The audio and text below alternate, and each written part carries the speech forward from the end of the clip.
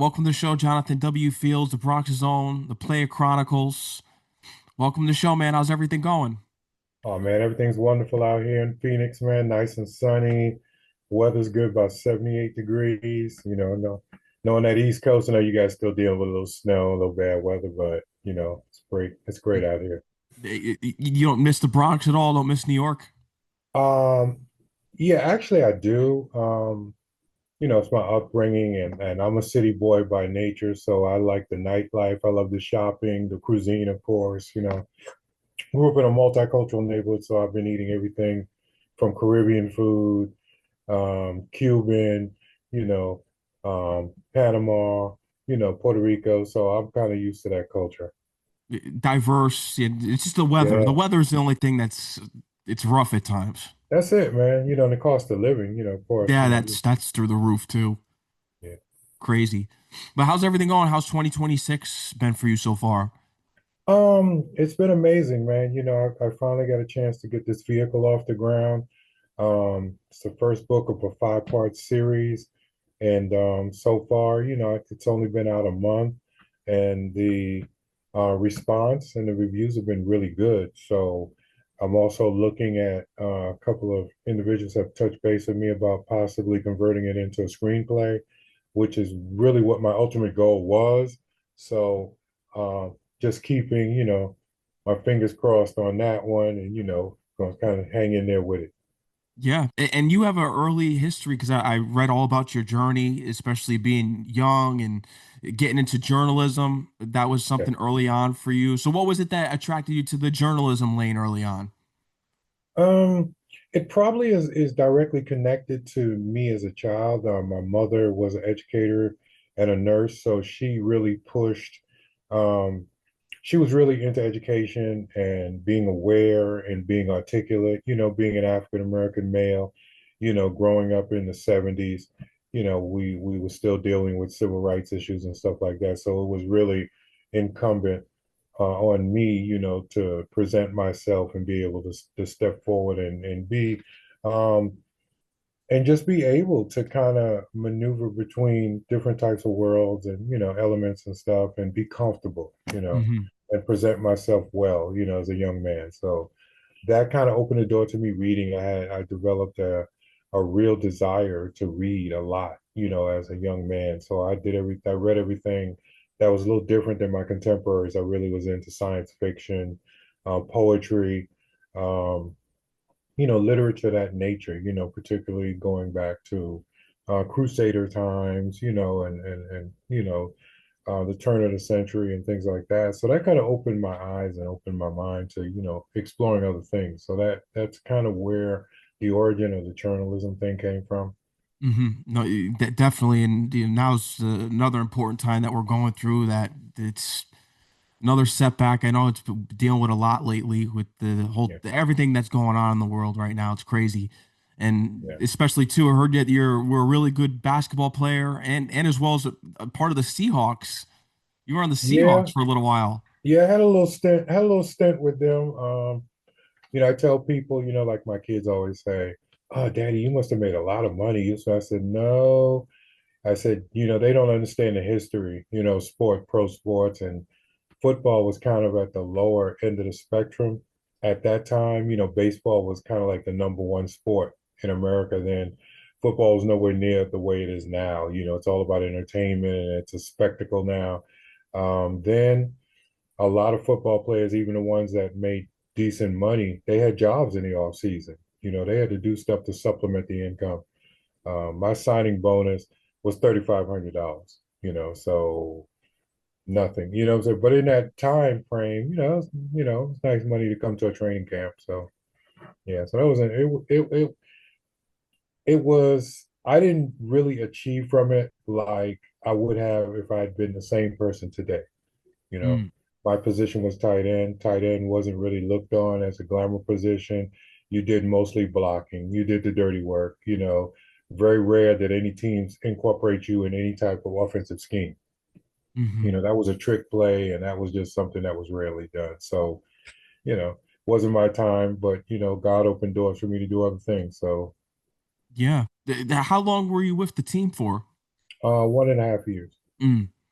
Was there do you have any stories of facing any of your favorite players, the defenders? Only thing when a story comes up, the only thing I talk about is Lala Zato. Oh, He's from the one of the Raiders. Raiders? Yeah, he was such a dirty player.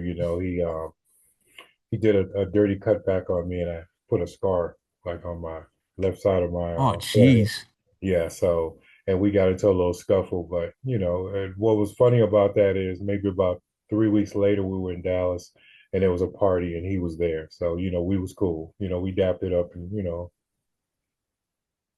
Hey, well, at least the Seahawks won the Super Bowl this year. That was big. oh yeah, yes, the second time. So and the last time they won, I actually went out there to a alumni invitational thing. So it's kind of cool. I didn't see too many people. Steve Largent was there. Okay, yeah, I was But gonna ask you if yeah, you yeah. were close with him at all, or Jim Zorn and Steve Largent were there, but they're the only two. A lot of the other folks have passed away, or they have like, they're disabled or they have things where they couldn't travel. So, hmm. Yeah, I know Steve Largent. He's pretty underrated. One of the all-time receivers. It's oh, he was great. He was great yeah, and a good guy and a really good guy. He kind of welcomed the rookies. He wasn't like, he wasn't into the bourgeoisie. He was kind of like, hey, we're all on the same team. He's real cool dude. yeah. Cortez Kennedy was there at that time too. Yes. Yeah, yeah. You had some legends there. Yeah, he was young boy then. Yeah. Yeah, Yeah. we had some cool folks back then. Yeah. It's going back. The nicest you. They got to go back to the uniforms that you played in. I love those. Oh, I miss. the old school Yeah, I ones? love looking at Yeah, yeah, those. yeah, yeah. And playing in the Kingdom, the old Yeah, Kingdom, yeah. I kind of miss that. yeah. Amazing for sure. And then there's so many other aspects that you've been able to do with the in your career as well because you get into the Army as well, Navy. Navy. Yeah. Talk about Yeah, that did getting that. into the Navy from because you're going through you have all the sports and then you're doing so much, but then you get into the Navy aspect. Yeah, it was this, that was kind of a offset of me going through a very terrible divorce at the time. I came back from Seattle, came back to South Carolina, tried to reestablish relationship with my ex at that time. Things didn't go well.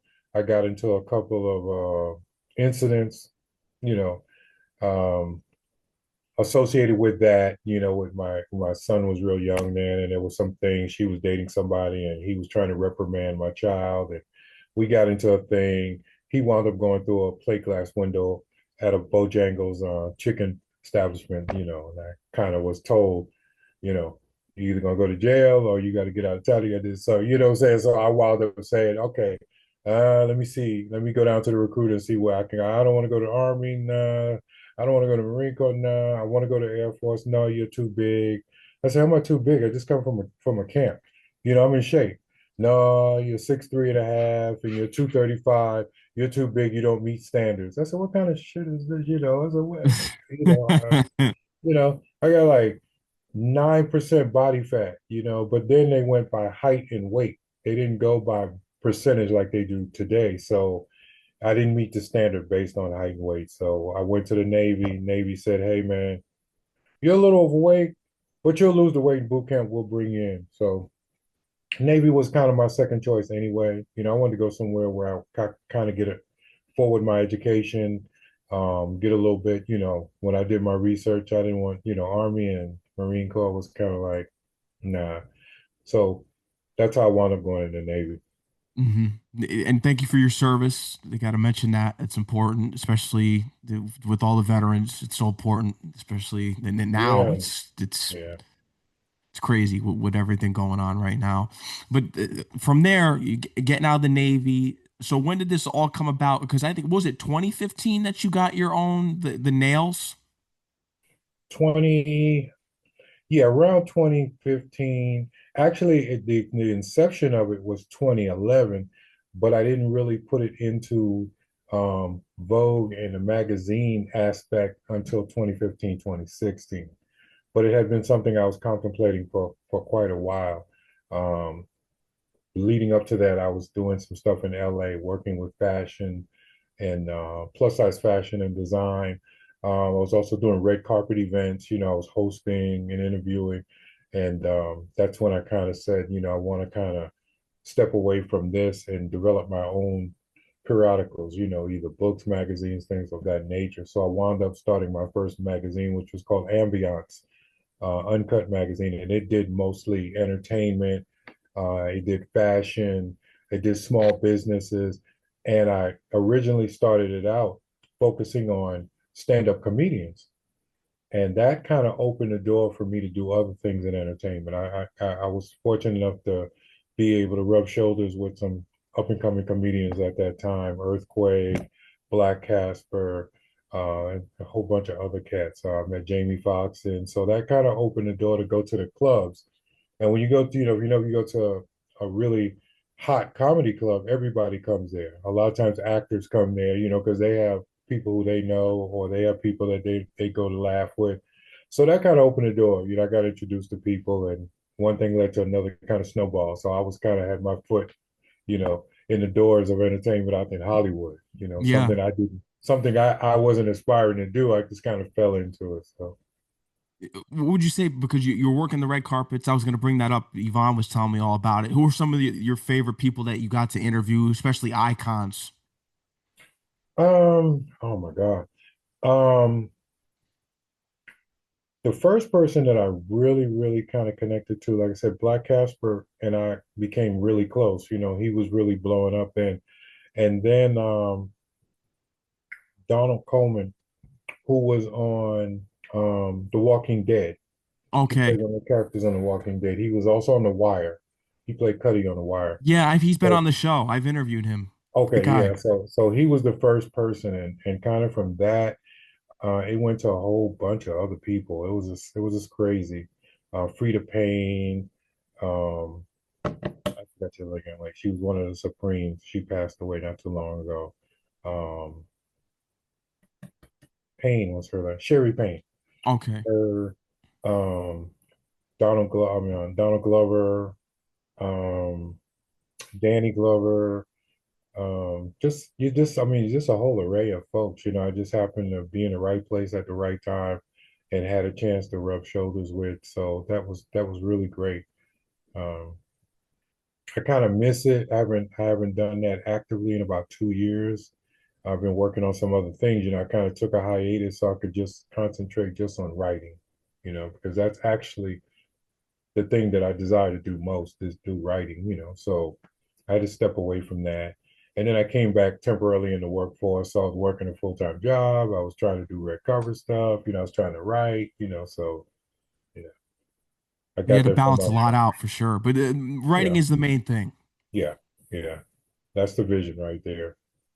Yeah, and you just mentioned the new book that you just released. It's a part of a series, so it's the first book of the series. So what kind of sparked this idea, getting into the idea behind the book, where this all came from? Um, I kind of reflected on my own life, and I never really thought about the complexities of what I went through as a young man, matriculating through life, going through rites of passage. And then, somebody brought to my attention, one of my exes brought to my attention, said, if somebody was like talking to you in a group, they say, this guy is just kind of like making up stories. All this. Nobody has done that much stuff and be as young as he is. Because most people kind of when they met me, they was like, "Well, damn man, how old are you? You were in the military, you went to a pro camp, you played college ball, you worked in corrections, you went in behavior health. Now you're out here in Hollywood. Nobody's gonna believe that shit. So it was kind of one of those type of things. And then when I kind of reflect on one day, I said, that'd be an interesting story. That's almost like a made for Hollywood type story. And then because, in my behavioral health life, you know, I was a counselor. So I was a substance abuse counselor, HIV counselor. So I dealt with a lot of, you know, social issues, behavioral Hmm. health issues, things like that. And then I love working with kids. So in working with the juvenile population and young adults, I kind of said, wow, these guys go through a lot of stuff, and I went through a lot of stuff they went through, but I didn't wind up in a hospital. I didn't wind up in jail. I didn't wind up, uh, you know, killed or killing somebody or anything like that. So I said, so when I started putting everything together, I said, man, I had a kind of similar life to a lot of these guys from a negative standpoint, but I was able to kind of walk away from going to the extremes. You know, you sometimes you're that person, you're that fourth or fifth person in a group, and they say, "Oh, let's rob a store," and you're that fifth guy, and you kind of say at the last minute, you know, I'm going to do that. So I was always like that guy. You know, I was there, but when stuff went down, you know, I kind of was, you know, so I kind of said, "Nah, man, I'm not going to do that." You know, I kind of liken it to remember Boys in the Hood. Oh, you got out the car like Cuba Gooding Yeah, Jr. I yeah. A was lot just of thinking times I that. was that guy, you know, so it was kind of worked out in my favor, you know. Uh, and that being the fact that, you know, I came from a real strong nuclear family and my dad was a cop. It was kind of like, I don't think I can, you know, I don't think I'll be cool if I do this move. So, you know, I was kind of blessed in that sense. So, you know, I only took things to a certain level, but I experienced a lot of interesting things, you know, in terms of criminality, in terms of death, um, incarceration, things like that. But I was always kind of on the periphery of that. So, you know, I had those experiences. I said, you know, I'm going to document some of these experiences. So then I decided I didn't want to tell it as a tell-all book directly about me. I wanted to make it in a third person, you Hmm. know, and put it sort of like in a narrative sense and make it almost like a fiction, you know. So I tell people when they say, people that know me that have read it said, "Oh, this is you, man."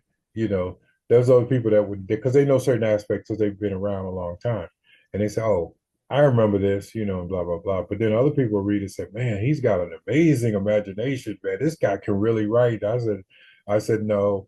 I said the book is 85 to 90% factual, you know.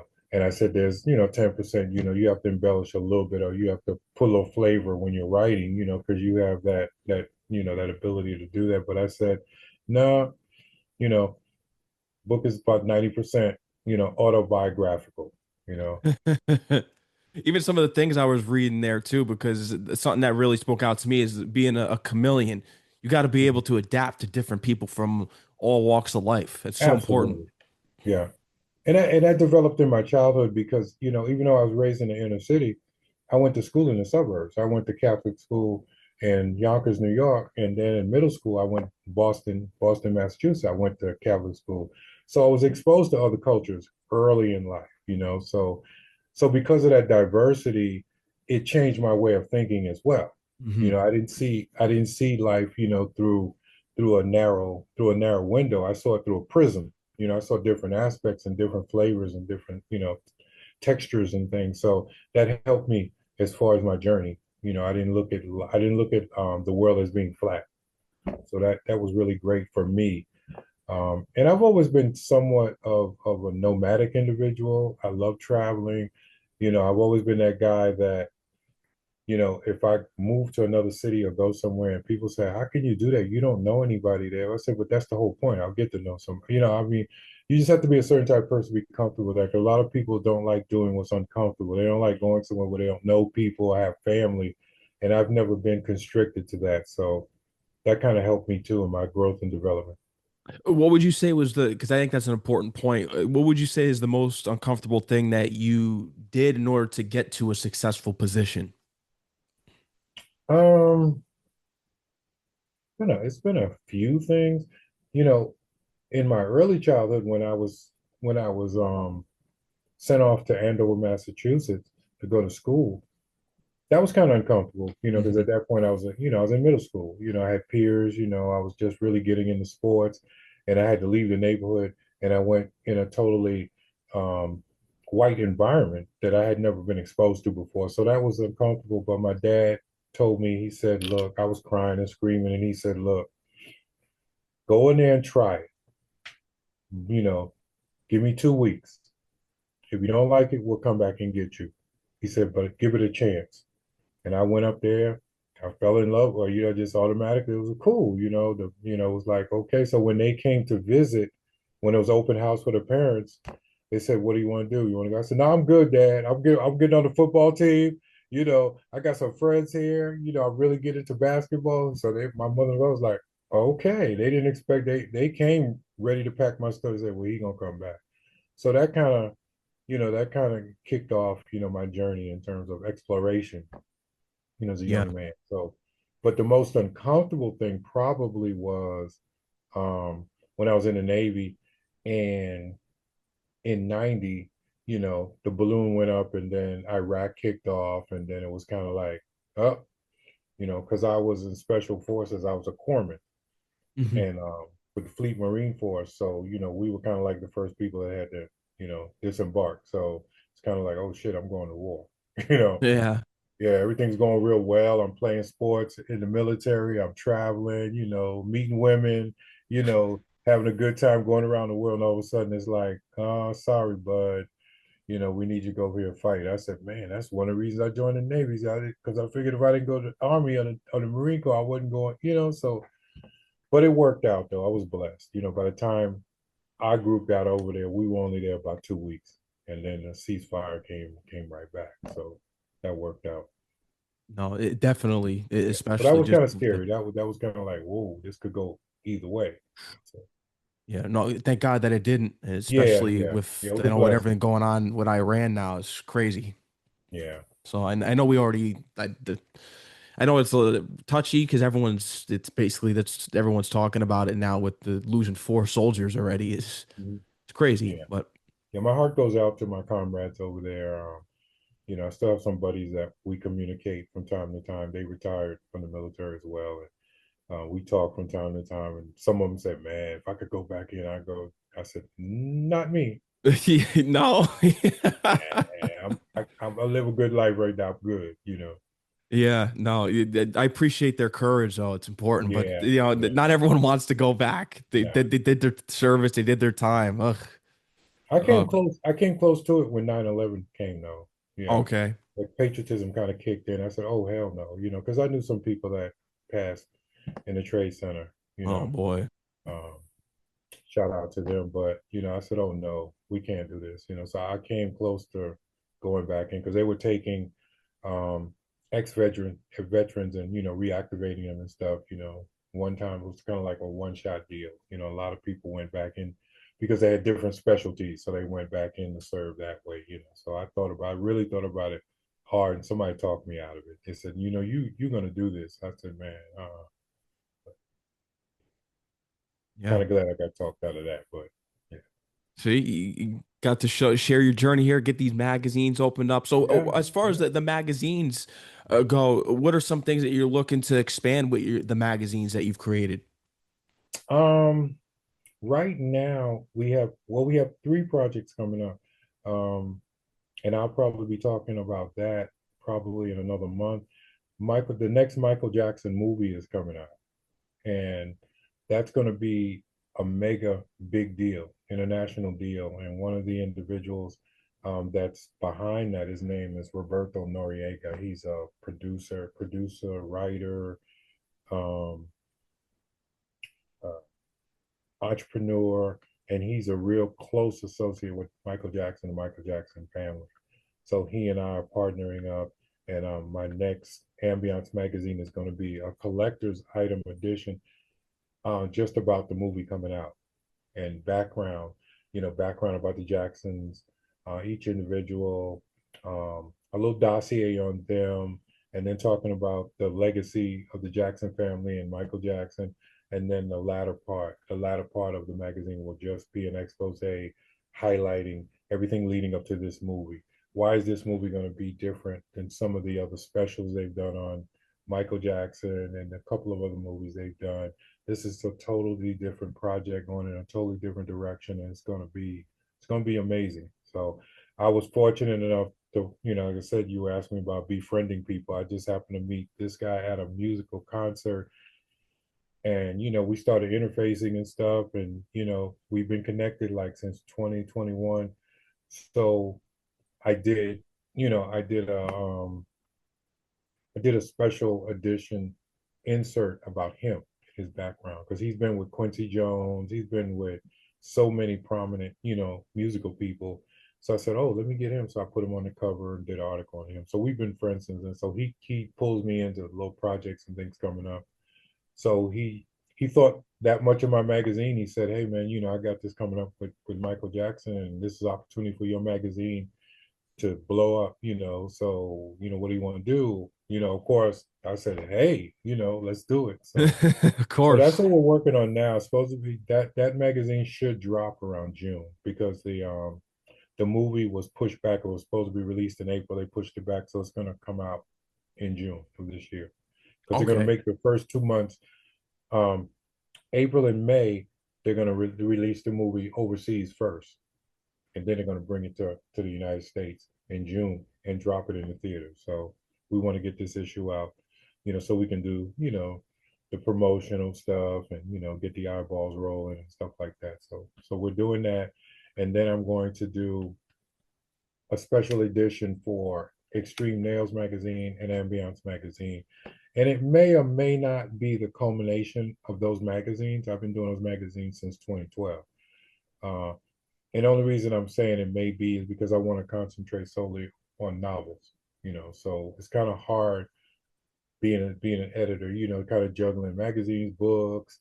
I dropped 2 books of poetry in the last 5 years, so I kind of want to concentrate, on one genre right now.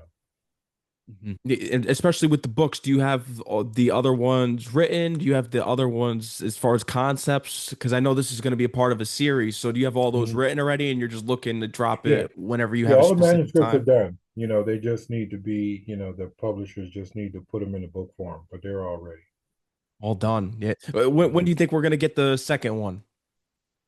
Um, I'm ready to really drop the second one. The other one, the second one in the series is called Thick Girls Are Players Too.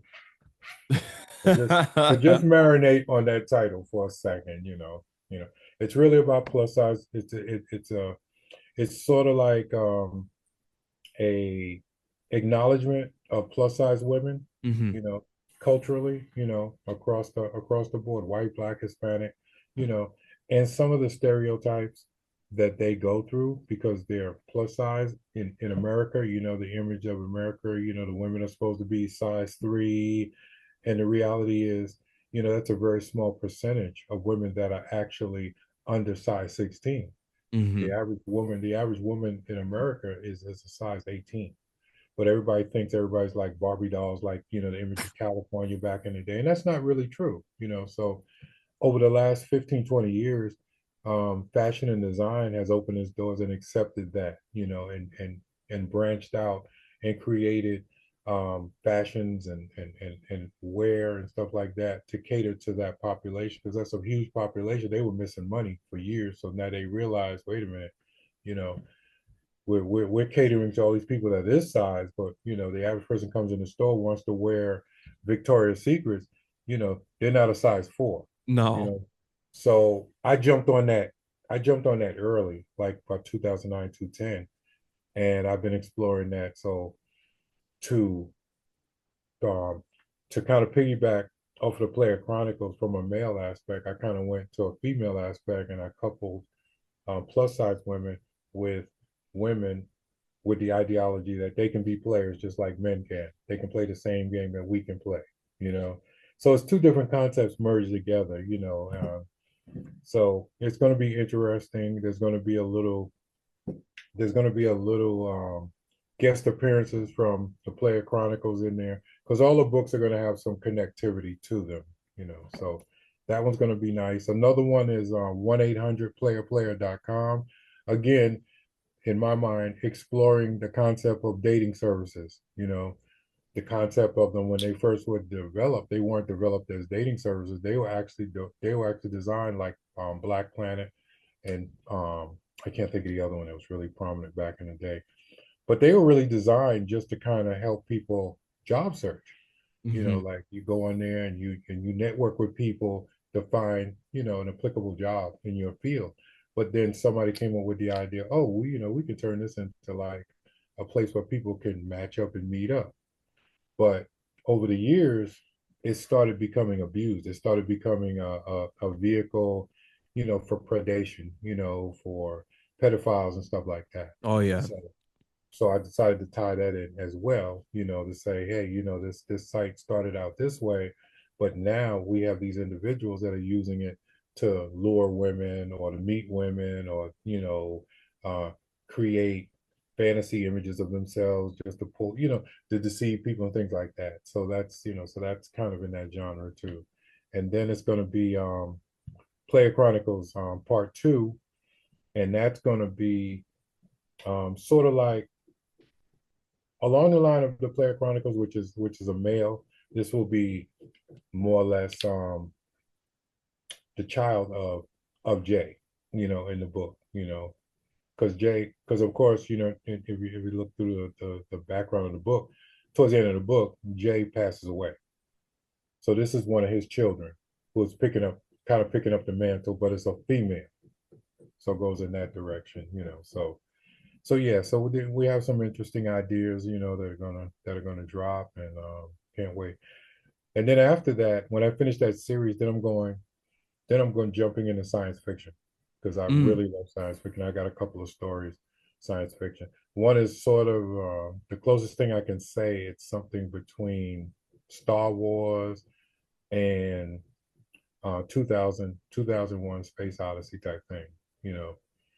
So yeah, that's What called. drew you to the sci-fi genre? Hmm? What drew you to the sci-fi genre? Oh, I've always been into science fiction. I love science fiction. I love horror movies. I love monster movies from a Oh, I'm a child. big horror guy.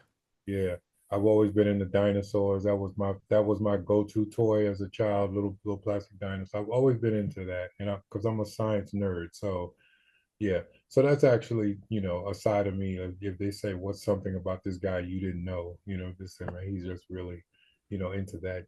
So so I'm really excited about the science fiction one. So that's gonna come sometime around the summer, the end of the summer. I'm gonna drop that one. What are your thoughts on how science fiction and horror are in today's day and age? 'Cause I look at a franchise. I know Alien, they're always cranking out the new movies. I know Yeah, Scream, yeah. they're on seven. I Jurassic heard they're going to be Park. going on Yeah, eight. Can we get some originality again? It's yeah, it's too yeah, much. yeah. It's crazy. Yeah. Um, and that's and I'm hoping that some of the concepts that I have in my book, um, I didn't want to piggyback, and I didn't want to kind of duplicate stuff that had been done.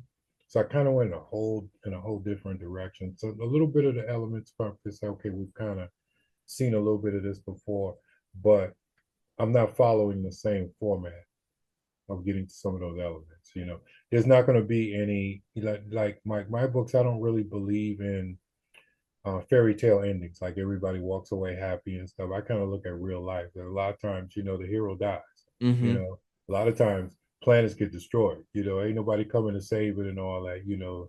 So that's kind of how that particular book will go. Kind of like, ooh. So at the end, it's an end. There's an end, yeah. And Yeah, this way, you don't set it up for all these sequels. That's the nah, thing. ain't gonna be no sequel in that, not from that book. So I'm kind of looking forward to doing that particular aspect as well. So I've got a few things that I'm really excited about getting out there. I'm looking forward to this, especially with even collaborations. Is there a collaborator as far as getting it from the perspective? Because you mentioned the plus size models that Mhm. they could be players too. So, is there any collaboration that you were able to work with someone on getting the perspective and point of view down? Yeah, I work with a few folks who have their own modeling, organizations and companies and things like that. We've been together in in a collaborative context for some time. Like they do their shows and I come and I cover them. I do the red carpets and stuff like that. So and then I meet a lot of the clientele. So I'm kind of around that environment anyway.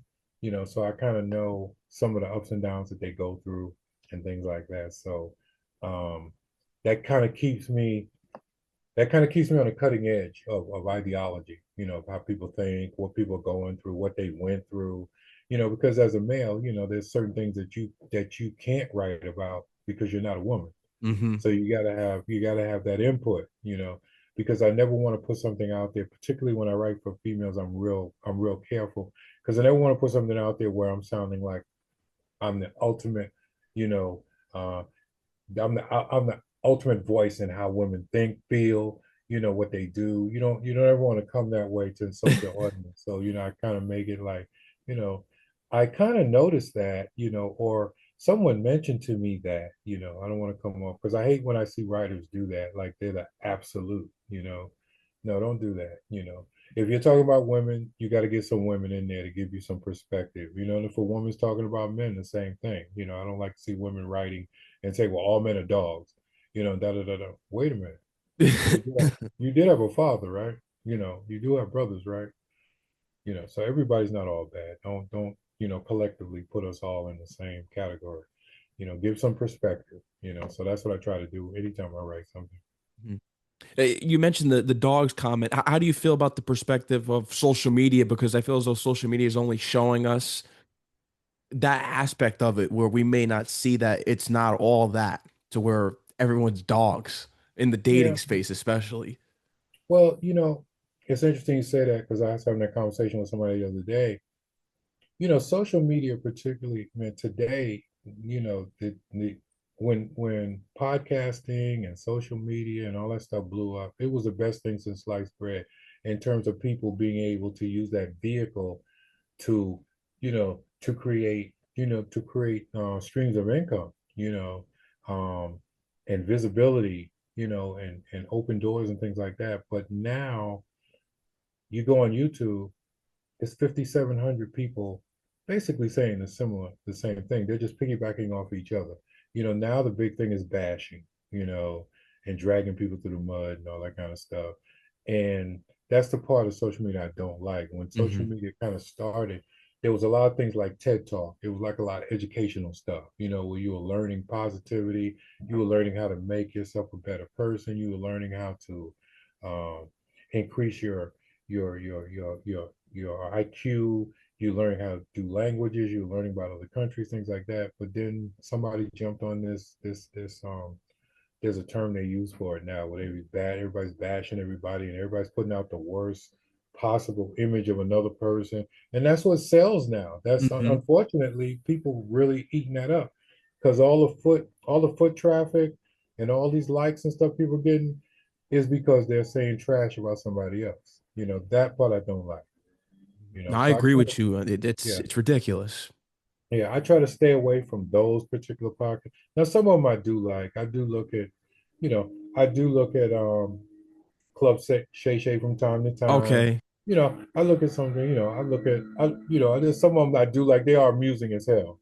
Some of the stuff they say, but then some of the ones that are shooting venom and they're like really, really, really angry and negative. I stay away from those. Hmm. Oh, especially how the political landscape is now. It's just Oh my God, yeah. Well, that's all over the Twitter.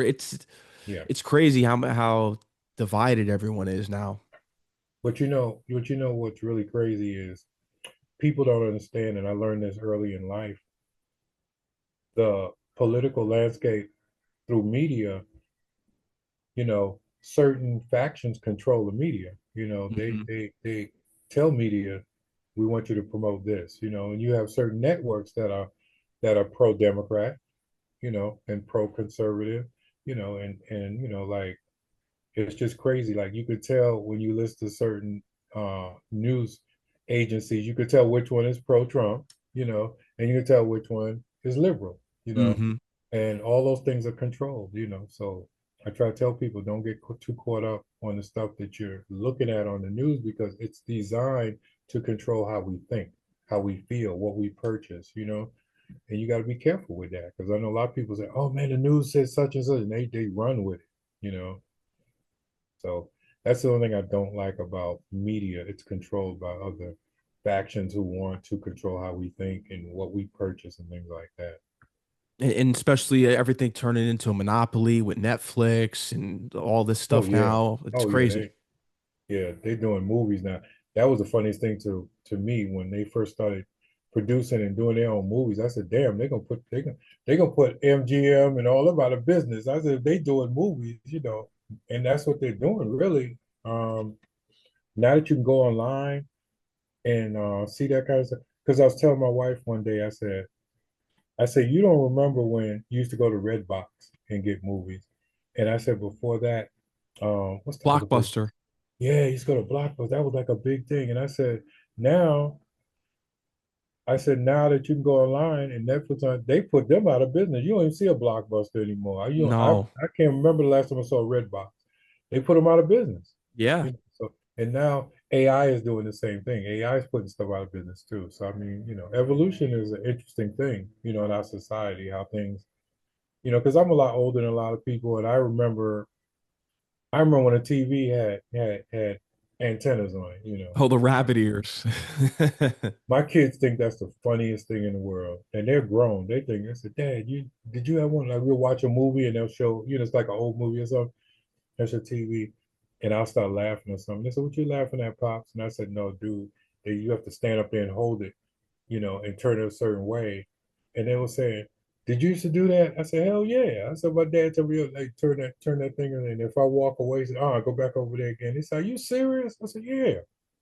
They think that's funny as hell. I said, "Man, y'all just don't know." I've seen the evolution of a lot of things. You know, I told them about laser disc player. They didn't know what that was. They said Oh, laser wow. disc player. I said, yeah, that came out after 8 tracks.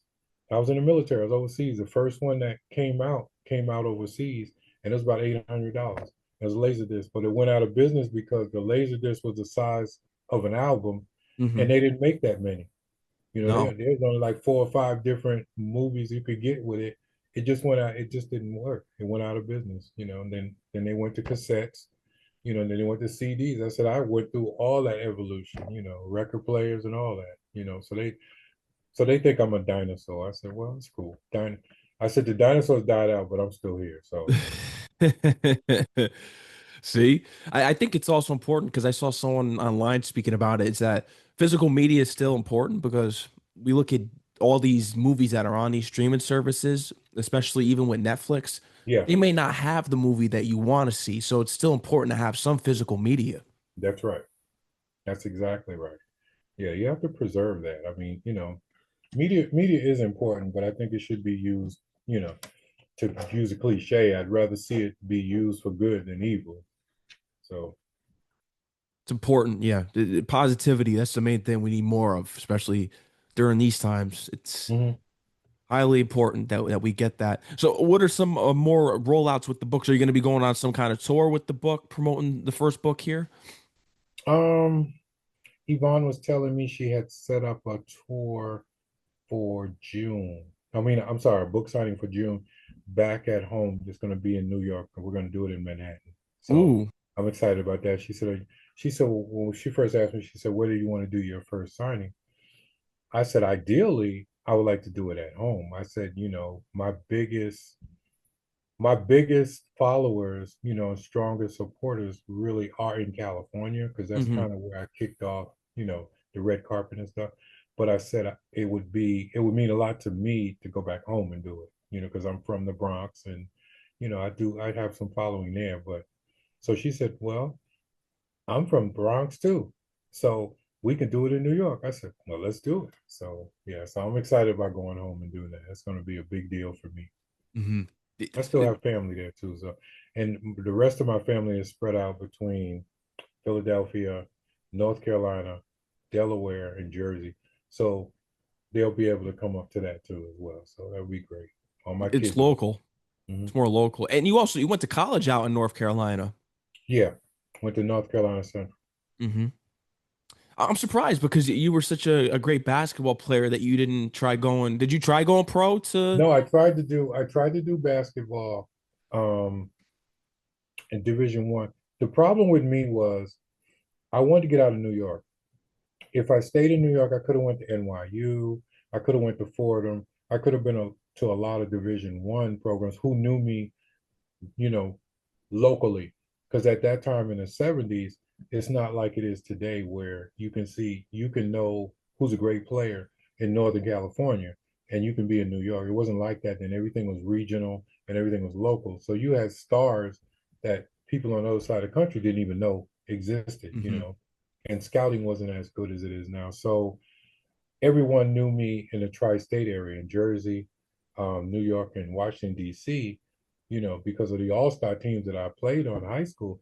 Everybody knew me there. but nobody wouldn't know me from a can of paint in California. They just knew their local players, Mhm. from So the schools that I followed and I would love to have went through, because Notre Dame was my first choice. That was my love ever since. I've been Catholic school, so Notre Dame. I'm going to Notre Dame. And I had friends from neighborhoods. I don't know if you remember Adrian Dantley. Okay, Um, yeah. he and The I names, the yeah. same age. We're contemporaries. So when the New York and New Jersey All Stars went down to Washington D.C. to play, he represented them. John Thompson at that time Oh, was playing. Georgetown. Yeah, he was basketball, but a lot of guys were my contemporaries, and we played against each other, so we knew each other. You know, um, Former broadcaster James Brown, who used to be on NBC and CBS doing sport. He was Hmm. a hell of a basketball player in his day. Wow. Julius Erving had just got to Massachusetts, and so all these guys I played against, so they knew me and I knew them. So I could have went to any school. I had so many letters of offer there, but I wanted to leave New York. Again, I told you I had that nomadic thing. I didn't want to stay in New York. I said, if I stay in New York, I'm gonna get in trouble. So I started looking at the South. In my mind, I said, look, I can go down South. I got so much competition here in New York, but if I go somewhere else, I'll be the only game in town. And that's what I thought, I said, I'll go down South and play. Man, I'll be running things. Didn't work that way. I would try to, I had a trial at University of South Carolina at that time. And then I ran into, then that was my first introduction to politics in collegiate sports. So they had their own people there. Um, they had their own superstars there, and I was a shade under 6'5". So, and at that time I played center, believe it or not. In high school, I've been a center, so I wasn't adept enough at that development stage. My ball handling was kind of fair, it wasn't good. Um, I was a hell of a rebounder and an inside scorer, but I didn't have a really good jump shot. So, there were some things I was deficient in. If I had been really good shooter, I would have fit in with what South Carolina was trying to do more. So Benedict College offered me a full scholarship to play basketball. So I went there under the thinking that I'll do a year or two here, make a name for myself in the state, and then I'll matriculate over to South Carolina with basketball. But it didn't work with basketball. But I had friends that I played against in South Carolina, and we used to do football and stuff like that, in the off season. And they said, "Why don't you come out for the Gamecocks?" I said, "Well, I haven't played football since junior high." So I said, "No, you got good hands. Come on out." So one thing led to another. They said, "Come on out and do a walk on." I did a walk on. I got on. I got on the team. So Yeah. I just transitioned over. I said, "Well, football was my first love, so I went to football." So there's a few tight ends that were basketball players. Hmm. So they transitioned over. So that's how that wound up happening. But if I stayed in New York, yeah, I could have went to St. John's. I could have went to a lot of programs there. They were knocking my mother's door down. You could have been coached by Lou.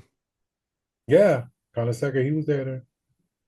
Legendary. Yeah. The great days of the Big East. Now Oh it's yeah, still good, but it's changed. It's different now. nah. Now back in the Syracuse and Georgetown, oh my God, they was killing each other, and St. John's, and all those guys, man. Um, yeah, it was a good days. The Big East was my favorite um, at that time. Next to them was the SEC. Mhm. Are you who's your NBA team? Who's your favorite team? Um, I'm a Knick fan. I'm a Knicks fan Yeah, too. I'm a Knick fan all the way out. Um, but I do like Oklahoma a lot. Oklahoma City.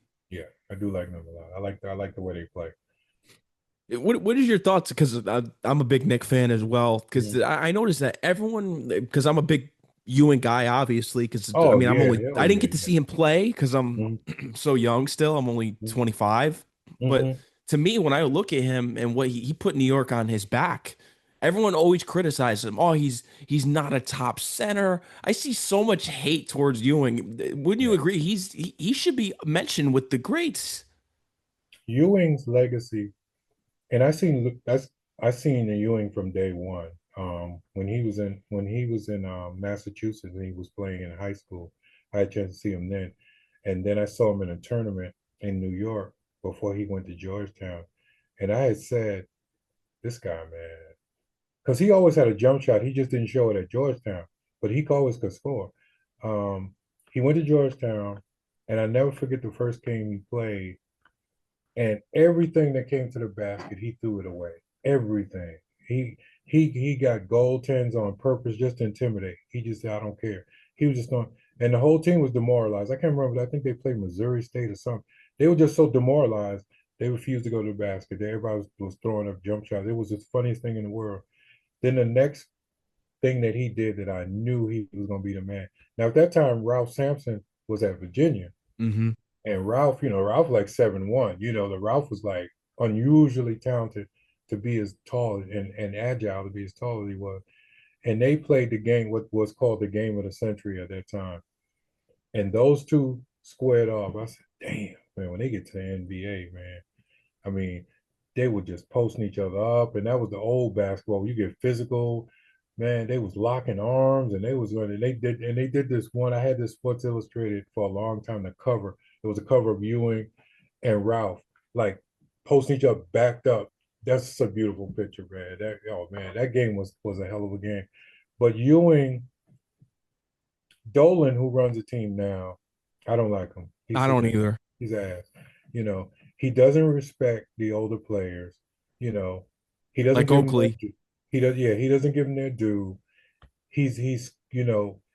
My thing with New York, particular New York sports, the Giants, and Giants are my favorite football team. The Giants and the Knicks. New York has the most money out of any pro sports franchise next to LA. They can never get a serious team. I just don't understand why Yeah, you it's can't. crazy. Yeah, why you can't pay the players? You know, Ewing, they shipped Ewing out Oh, his to last year. Seattle. Yeah, all out just because of politics. They said, "Oh, we're gonna have to pay him another whatever it was at that time." It seemed like an astronomical amount of money at that time, but it wasn't compared to what they get now. And they didn't want to pay him, so they shipped him out. They did him dirty, like you said. He carried that Knicks team. You know, he carried that team, and he did the best he could. I mean, that one layup that he missed, Against that would have, Indiana. yeah, that would have put us, in the finals. It just happened. It just rolled out. Now a lot of people said, and I kind of said, "Damn, you, and why didn't you just go to the basket? Either get fouled or dunk it." You know, but he was that type of play. He had an offensive game. Like it just was a finger roll. It just didn't work. Hmm. If it went the other way, we would have went to the finals. But it just didn't. No, no, Um, it's so unfortunate. yeah, but yeah, he was the hardest soul in Knicks, man. He carried that franchise to the lean years, man. He carried it. He did. And we had some great players during his time. Mason, Oakley, um, Strickland. I played against Strickland too. Strickland. Yeah. Yeah, I love Strickland's game. Yes. Yeah, a lot of those. Mark Jackson, I played Hmm. against him downtown. Yeah, all those, man, look, those are my boys. All those guys. Spreewell was there like later, I Sprewell at think. one time. Yeah. Yeah, I go way back with the Knicks, back to Willis Reed's day and stuff. I'm a historian for the Yeah, Knicks. yeah. I Yeah, love watching all those old yeah, Nick yeah. games You with bring something up Frazier and about Knicks, I Monroe. can tell you. Yeah, I can tell you the era. I can tell you what they did. As a kid, I've been in the old garden about 6 times in high school. Yeah, yeah. I saw the game against the Lakers when Willis The came out of the tunnel. back. He was hurt. Yeah, I actually, there's a little story about that, but I snuck in there. I wasn't even supposed to be there. Yeah, I went through the back with the delivery people, and I snuck in there. And I had to stand up. I couldn't get a seat, so I was standing in one of the, like where he came down. There was another walkway where you come. I was over there standing up, and he came out. Boy, we knew the Lakers was done. And Wilt was my boy too. I said, and Jerry West. I said, nah, man, this one, dog. And he's the one who I patterned my game around. Willis Reed. Willis Reed. Yeah. Everybody used to say, "Man, you play just like Willis." I patted my whole game around. I loved his demeanor. He wasn't smiling on the court. He was getting them dirty rebounds. He was getting them serious garbage points. He had a nice little short range jump shot. that's the person I pattern my game as a center. So yeah, so my heart and soul with them. Yeah, for sure. Bernard King too. That was more of the 80s. Yeah, He's yeah. yeah. Albert, I know Albert too, but Bernard, I was in a tournament once on West 54th Street, and Bernard played in the tournament. So I was on the same court with him on an opposite team.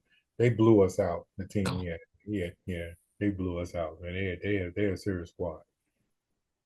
Legends, definitely the big historian right here with NBA, even NFL too. Giants, they're an interested team. They got a new coach. Yeah. I'm not a big fan. I'm not going to get into the reasons why, but Okay. you can read between the lines there. Okay. Okay. Who's your But yeah, favorite the team? Giants are on they're on the up and up. My Jets are still in the basement for the probably forever. Mm, They got to clone Namath to win another Super Bowl, but it's crazy. And the same thing goes for the Jets when you talk about spending money. Why yeah. can't these teams spend money? Yeah. It kills me. These owners, yeah, these, and I'm gonna tell you one reason why they don't. Most owners, I can't think of one owner that's an ex-player. Most of these That's owners true. they're just corporate people. They're just, this is just a write-off for them. This is a business. They're not really sports fans. Hmm. And I think that comes into play why they don't get the right people. Now, Jordan was the closest thing, but he's not good at picking talent. Hmm. That's the bad thing about superstar. Superstars want you, they emulate and they want you to be like them, and they don't understand. Everybody's not going to be you. That's So Jordan's true. problem. He tried to pick players who he thought, oh yeah, this guy, because he's had some terrible picks. He He's not good has. at picking at all. He need to hire somebody else to do that. Y'all don't know why he was, you know, doing that. He's almost like the Jerry Jones, basketball. He's got his hand in Yeah. everything. Hire somebody to be your player personnel person. You just stay in the background. But Jordan once had a hand in everything. He just made some terrible picks, man. It's like, damn. Horrible. Definitely some bad ones right there. Oh yeah. So, how about your nickname? How did you get your nickname? That was given to me during one of my red carpet events. There were some women there because I like to dress, and I was usually I was always known for being flamboyant in the way I wear my pocket squares and ties and fancy glasses and all that kind of stuff. So one of the ladies that was there that knew me from another thing, they said, oh, Sean Jonathan Field's going to be out here doing the red carpet when they announced, everybody. And she said, oh, that's Mr. Swagnificent. And everybody's like roaring, like that was actually my name. I thought it was crazy. And it kind of stuck. So I just kept it. I said, okay. So that became my name in Hollywood. There's very few people that will say Jonathan. If you say Mr. Swagnificent, or one time Dark Gable was out there too. So if you say one of those two things, they'll know who you're talking about. If you say Jonathan, everybody say Jonathan who? So Yeah, yeah, Mr. Swagnificent. that's the origin of that. So, Yeah. who would you say that you get your style from as a designer? Because you were in the fashion, you're big in the dress. I could tell by how you're dressed right here. I mean, that you always keep up 100% with the image. So, where would you say you got the style from as far as throughout history of how people dress? I kind of pulled from a lot of different people that I ran into. At one time, I was actually modeling myself in high school and first year of college. I was in a group called Shades of Ebony, and they kind of toured South Carolina, Georgia, um, Mississippi, and Florida. And I kind of got really turned on about being in a group where you're modeling and you get to keep the clothes. That was the big thing about it back in the day. That's how it used to be. If you model with a group, those clothes, when the show was over, you kept them. So that was really, I really enjoyed that. Um, I just kind of pulled from different people. I know back in the day, in the matinee day, Billy D. Williams, I used to like the way he dressed and Lady Sings the Blues and Mahogany. Walt Frazier, of course, Oh also yeah, oh he's he's still very like that. yeah, he's very flamboyant, with his stuff. And I've always been a person that liked colors. You know, Again, to be a male, to be an African American male, and growing up like in the '70s. you know, if you saw a man wearing pink, that wasn't a good image. It was like pink, But I didn't have no fear. I wore pink. I loved purple as a high school kid. I wore the bell bottom jeans, the purple denim bell bottom jeans. I wore the flowery shirts. Uh, People don't remember back in the day, in the disco days, in the '70s, everything. One of the popular pieces of material that went with your outfit was called a scarf. Mm. A little scarf and a little band here, and it came out. I wore that. Now the inner city guys, the black guys, Hispanic guys, was like, "The hell are you wearing?" So, but I didn't care. I was always bold, and daring, as far as what I wear. But I just think when you're tall, you know, and you're a big guy, I always had, always was a nice sized guy.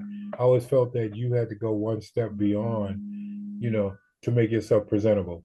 Like when you're a slim built guy, if you wear a shirt that got some wrinkles in it or whatever, it's plain Jane, nobody's gonna make a big deal about it. But if you're a big boy, you're gonna get criticized if your stuff is not laid right. So I just always that was just all my image. So when I step outside, my kicks got to be right. My pocket square got to be correct. And I want to wear something that somebody else is not wearing. Somebody else in my age range or somebody else in my demographic is not going to wear this, but I'm going to wear it. So that's always been my attitude. So when I shop, I get that color that everybody will say, oh, I'm not gonna get that color. Oh, I want that color right there. And I'll find a way to match it and make it presentable. So, And make it work. Who's oh yeah. someone that you would love to style? It could be in any avenue, whether it's entertainment, music. I mean, now, especially if you're getting into screenplaying, you're going to be Yeah. dealing with actors. So, who's someone you would love to style? I would love to style some of these athletes that don't know how to dress. Oh God. Um, let's go back to the Giants real quick. I met Michael Strahan at an event once. And this is before he got on TV, before he started doing, the shows on TV and stuff. He was the worst dresser, as big as he was, man. I said, man, Mike, what's up? Because he was looking at an outfit I had. He said, man, that's real sharp, that's real sharp. And he just had like a shirt and a pair of jeans and stuff. I said, man, look, if I was in your position, man, I'd be wearing $3,000 and $4,000 Brooks Brothers suits. I'd have the ties and this, that, and the other. And he said, man, I can't afford that right now. And now look at him now, Now he's sharp where you see if somebody pulled him to the side, and hooked him up. But most of the actors, interestingly enough, the difference between New York and California, if you go to an event in New York, everybody's sharp. Mhm. Everybody. They will not be seen unless they sharp, unless they win thousands of dollars worth of. You go to LA, it's not really like that. The only time you see people really dressed is the Academy Awards, the Grammys, you know. But if you go to a regular event, like an event like say somebody's singing, entertainer, everybody's plain Jane out there. California is still so laid back as far as how they come out. And I'm not used to that. When you go out, to me, you show out. You come out and you ready. So I can't think of anybody off the cuff because most of the hot people now, the Michael B. Jordans, um, Samuel, okay, Mhm. him. He's very nondescript when he dresses, you know. But I don't think you could really put him in a real expensive outfit. That's not him. No. But him, I'd like to take the ball cap off of him, and put him in a nice, expensive suit. Give him an aqua blue shirt or a hot pink shirt. Give him the nice tie and accessories. Yeah, and put him on the carpet. Yeah, because he's a non-dressing brother. Yeah, no, I think that would be interesting to see what you could do with Yeah, them. yeah, he's Have you dope. thought about creating your own clothing line as well? That somebody brought that to my attention. They said, "Why don't you do a Swagnificent clothing You line?" should, yeah. You got the nickname. Well, look at that. I never thought about that before. I said, okay. Yeah, somebody mentioned that to me. They said, yeah, because the way you put your pieces together, because I'm a shoe fanatic, you know. Um, if you ever meet me in person, the one thing people have always said, even when I worked in corrections, behavioral health, my thing was when you're trying to help people, when you're trying to uplift somebody, Hmm. you want to present an image for them to shoot for. I never was a proponent about counselors, therapists, and stuff. Um, and you're a little young, so you probably don't see that many people like that now. But the traditional therapist, counselor, paraprofessional, they got a shirt and a pair of khakis or jeans and some ordinary shoes. But they're supposed to be trying to rise you from your addiction, from your depression, from your degradation, and make you think that you can be better than you are. Well, my thought is when I come see somebody, I want them to be sharp. I want them to give me a presentation to shoot for. If I look at you and you dress like me, how can you motivate? I mean, how can you tell me you can be anything you want to be? You can be the president of the United States. I'm looking at you and you got raggedy stuff. To me, psychologically, motivation doesn't work that way. Marketing doesn't work that way. I always had that kind of mentality. So that's just how I felt. When you step out, you present yourself because people are 90% visual. You know, I can say a lot of stuff to you. I can show you a lot of pictures, but what you're going to remember is what your eyes see. Hmm. You know, so you'll remember me more by my first impression than you would by anything that I say. You'll remember. You said, "Man, I met Jonathan. That dude had a sharp ass suit on, or his He shoes." did, yeah. That's what you're going to remember. You're only going to remember about 10% of what I tell you, you know, and that's how I always carry life. But when people see me in Hollywood, this is the first thing they do. What kind of shoes he wearing? Like clockwork. What kind of shoes? Because I'm a shoe horse, man. I call them whacked out shoes. I get the most whacked out shoes I can get, man. I love shoes.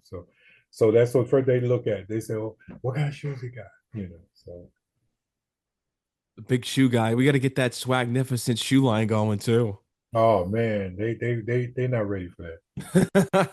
They're not ready for that, man.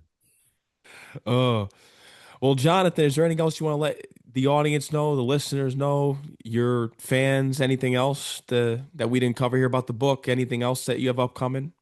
Anything that they want to know about upcoming events, how they can purchase books, um, what's on the agenda for me moving forward, they can go on my website, which is swagnificentreads.com. So all lowercase, just swagnificent read reads.com, and it tells you everything. Tells you events that are coming up that I'm going to be at doing red carpet events. Uh, Tells you which books are getting ready to drop. Tells you how you can log on to Kindle or Amazon Books or Barnes and Nobles. Tells you how you can do that. Has little anecdotes in there, has little storylines, has videos in there of some red carpet stuff that I did. So it kind of gives you a wide swath of who I am, what I'm doing, and what I'm trying to do. Well, definitely one of the rare people that we have in this industry that really stands out, in my opinion. Just me looking at your work, I think, Oh, I appreciate that. Yeah, yeah. yeah. I still feel like I'm still up and coming, and one of the brief things I'd like to say is when we started, um, the main thing that I was concerned with is creating a platform for other up and coming, you know, entertainers, fashion designers, uh, writers, all that, just so somebody could say, hey man, can I get an article in your magazine, to help get me some visibility? Sure. That was really what I created the magazine for initially. And then it transitioned, like I said, into stand-up, because I was doing a lot of stand-up. And I said, well, nobody has a magazine out for stand-up guy. And they got a hard job. People take stand-up for granted, but that's a hard damn job It just to is. stand up in front of 35, 50 people, try to make them laugh, you know. So they kind of were unsung. So when I approached certain people, the Lunels, the Hope Floods, the earthquakes, and said, "Hey man, I'd like to create this vehicle." That's kind of what opened the door for me. They said, "Oh, well, we never had nobody approach us to say that before. So come on in here." So that kind of segued me into the entertainment thing. So that's The really what we comedy. do. we did then and we're still doing now. We want to be that platform where you can come on and you don't have to worry about, Ebony, Essence, all these major magazines who will only take you if you're already up there. If you're already the biggest thing in Hollywood, oh yeah, they're gonna put you in their magazine. But if you're somebody trying to get into business and you got a viable talent or skill, you can't find nobody to give you an expose, give you Hmm. some time. So that's what we started out doing and we're still doing. That's amazing. We need people like you, and we have you. That's important. I think Oh yeah, I'm not thing going that anywhere. yeah, no, no, we definitely need you here for the very long run, especially because you mentioned with the magazines now. It's not even so much people because obviously if you're known, you're gonna get on. Now it's so much even when you look at it in all aspects of the industry, they look at your following count. You could buy 1 million followers and they'd be like, okay, yeah, we'll get you an Right, article. right. Everyone buys their way to the spot now. It's Yeah, yeah, that's crazy. crazy. It's interesting you said that. Yeah, a lot of people I was competing with, that's what they were doing. My following was organic, was legit, because people were reaching out and saying, go to this guy, you know. And then I was meeting other people that were competing with me, and they were saying, oh, we got 20,000 followers. And I said, from where? I'm already out here. Who They don't even know you, because I'm out there, Exactly. yeah, yeah, we're on the same red carpet. These guys are saying, oh, your magazine ain't this, that, and the other. You know, I've been doing this for 5 years and I got this and that. No, I'm saying, wow, okay. And it's funny when they see me next to you, they're saying negative stuff about you, Mm, so, because reputation, for me, reputation and integrity is a big thing. That's hmm. how I've been able to stay in this business and be relevant. Because when people speak about my magazine or they speak about what I did in the red carpet, they get good responses from other people who have dealt with me. They said, look, he's a stand-up guy, you know, he don't overcharge. If he tells you he's gonna give you your pictures the next day, you get them the next day. If he tells you your Hmm. videos, you get it the next day, which a lot of people, they'll tell you, oh, I'll get your pictures to you, you got to run them down. That's a big no-no in this business. If you commit to something and people give you their money, they want their services. Yeah. Yeah. So, you know, All you gotta do is just look at the following list. You see the first couple followers or a couple bots, then you know it's all bots in there. yep, yep, that's It's true. insane. It really is. Well, Jonathan, I want to thank you for coming on the show. I had a great time speaking with you. Congratulations on the new book, Playa Chronicles. The part one available right now everywhere. You can get your books. Make sure you go check this out. Give it a read. Guaranteed you won't be disappointed. He's done a lot. You got the magazines as well. Can we get physical copies of the magazine? Is that something that we could? Yes, absolutely. All that information is on the website as well. Yeah, we go all the way back to 2011. Yeah, we go all the way back to 2011. So you can get retro issues, and then you can get the last couple of current ones. Yeah. Wow. Yeah, fire. Yeah, everyone go make sure you go get the subscription there for the magazines and stay tuned because he's going to be in Manhattan very soon for this book tour. We'll Oh be yeah, looking forward to it. coming home. Yeah. He's looking forward to it. Yeah, man. Well, Jonathan, let me know if they can follow you on any of your social media platforms, anything else that you gotta let everyone know about. I'm on Facebook. They can go on Facebook, Ike Hayes 54 .com. That's a Facebook or Ike, yeah, Ike Hayes 54. Once you go on Facebook, you can do that, or you can tap in my name, Jonathan W. Fields, on Facebook. That'll open up that. Instagram is Amazon Inc. for Instagram, and I'm also on TikTok under Jonathan Fields. There you go. Make sure you give him a follow. Stay tuned with everything he's got going on. And if there's anyone out there in any field, now do you cover anyone in any field for the magazines? Because I know you do a lot with stand up. Are you taking submissions from artists, actors to cover up and coming for the magazines? We do all that. We also do small businesses too. Small We businesses, promote we yes. promote businesses, yes, So, because that's the hallmark and the support system, for a lot of entities, those small businesses, being mhm. able to sell their goods and services. So we push that as well, especially within the community that we're in. We tell them, come on out, and you want to get your hot dog business, out there. come on in the magazine. You sell, you got a haberdashery, come on out there, man. Yeah. Yeah, make sure to go through all the channels to get to him to get potentially get in the article for one of the magazines, and you won't be disappointed. Thank you to Yvonne too for getting this set up. I had a Oh yeah, great. she's great, man. She is wonderful. She definitely is. You're in good hands She with spoke her. highly. She spoke highly about you too. She said, "Oh, Oh, thank you. you Yeah, gonna love him, man." Blah blah blah. I said, "Cool." yeah. I appreciate everything that you do and everything that you look to work forward in the future. I think you're helping out a lot of people, especially a lot of voices. It's really important. I think, like I said, it's someone that really sticks out in this industry that we need. And at any time that you need any press, especially for the upcoming books, we'd love to get you back on. Oh, I'll definitely hit you up. Yeah, especially for the signing. You know, Oh yeah, yeah, we definitely would like you come out or cover us for that. yeah. I'll help out for sure. Anything that you need, I'll come out and attend. Definitely look forward to seeing the everything you got going in Manhattan.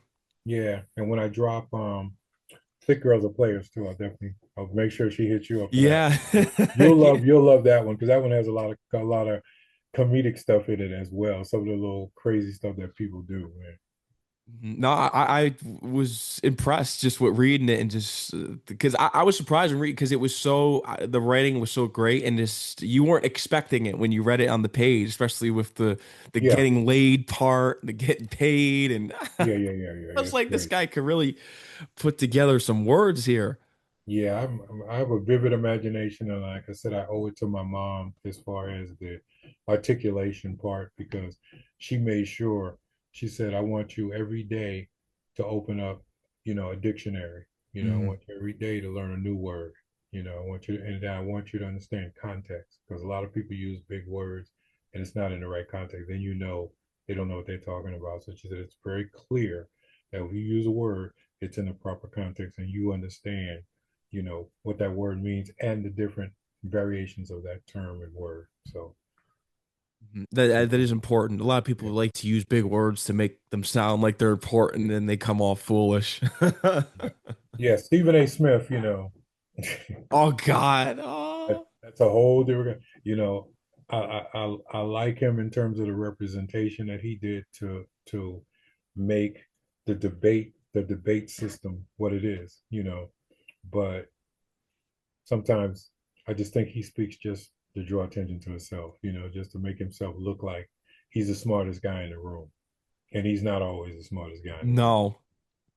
He's Especially with allowed. getting into the whole political spectrum Yeah, oh as of man, recently. Oh, this unbelievable. fool, man. You know, but it's all about money for him. He's definitely a capitalist. Hmm. By his own admission, and you can tell. He'll do anything and everything. To get that dollar coming his way. So, you know, I don't really believe in that. I believe, like I said, in integrity. Hmm. You know, in the long run, integrity will get you further. So, It will. yeah, Gotta have integrity. yeah. It's the main thing. Well, Jonathan, thank you so much for everything that you've done. Thank you for coming on the show. I had a great time with you today. I look forward to seeing you at the event in Manhattan and Absolutely. look forward to getting you back on the show. All right, absolutely, man. I appreciate you for having me, and you were a pleasure to talk to, man. I look forward to interfacing with you in the future. Absolutely. Thank you so much, Jonathan. Take care. Enjoy the rest of your night. All right, my friend. All right. Take care, man. Bye bye. Bye bye.